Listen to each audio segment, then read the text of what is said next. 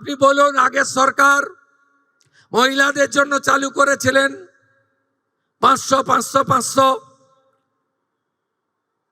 এই কর্মসূচির উদ্দেশ্য ছিল মহিলাদের অ্যাকাউন্টে যাওয়ার।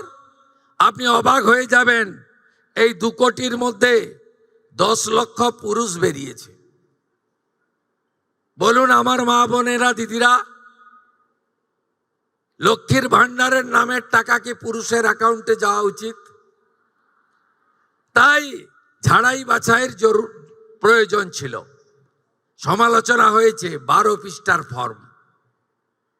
অ্যাকচুয়ালি 4টে পৃষ্ঠা ছাড়া ফিল আপ করার ছিল না।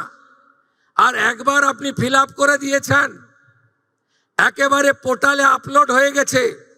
শুধু এই স্কিম নয়, ভারত সরকার, পশ্চিমবঙ্গ সরকারের আরো অসংখ্য স্কিমে আপনি সুযোগ পাবেন। আপনাকে আর দ্বিতীয়বার ফর্ম ফিল আপ করতে হবে না।